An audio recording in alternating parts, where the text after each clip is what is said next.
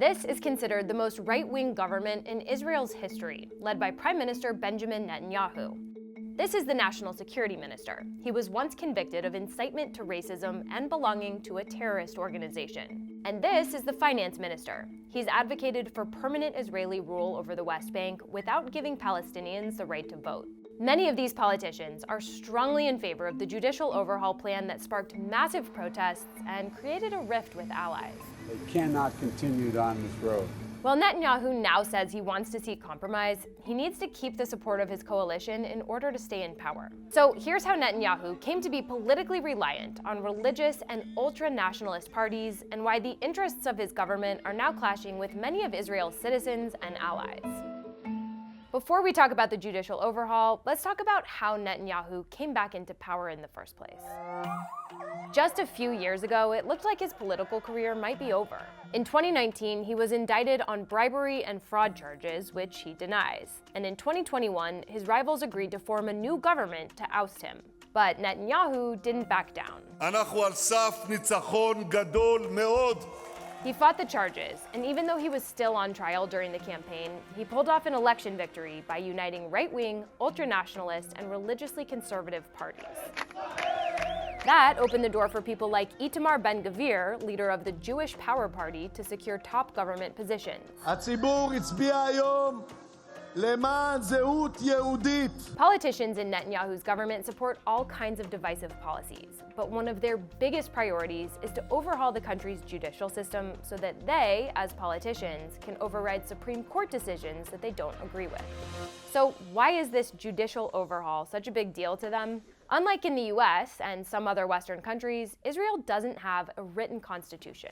Judges are picked by a judicial selection committee, not politicians, and they base their decisions on British common law, evolving Israeli precedent, and a series of basic laws. Supporters of this system say it provides checks and balances against parliament. But for decades, Israel's right wing has accused the court of having a left-wing bias. For example, most Israelis are subject to mandatory military service, but many in Netanyahu's government want ultra-orthodox Jews to be exempt from it so that they can study Jewish texts full-time. But when Parliament passed a law on that a few years ago, the court struck it down, saying it was unconstitutional. So fast forward to January, when Netanyahu and his allies took power. They put out proposals to completely change the system, like giving lawmakers power on the committee that appoints judges, making it easier for Parliament to overrule Supreme Court decisions, and making it harder for judges to strike down Parliament's laws. The proposals set off a wave of protests, with demonstrators saying the overhaul would weaken Israel's checks and balances. This is emergency time for the democracy of Israel. Crucially, scores of Israeli reservists said they would refuse to serve if the reforms passed. On the other side, supporters of the proposals also demonstrated, demanding that the proposals move forward.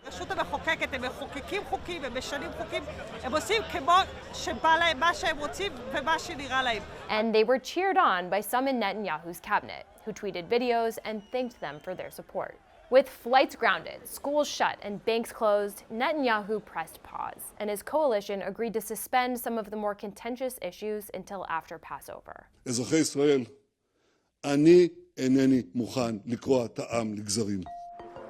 But the showdown is far from over. Some in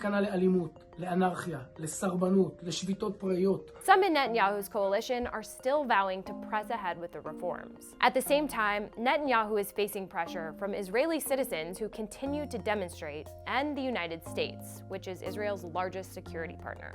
Like many strong supporters of Israel, I'm very concerned. Netanyahu responded saying Israel is a sovereign country which makes its decisions by the will of its people and not based on pressures from abroad, including from the best of friends. Now, analysts say if Netanyahu really wants to reach a consensus, he'll have to give members of his coalition something in return.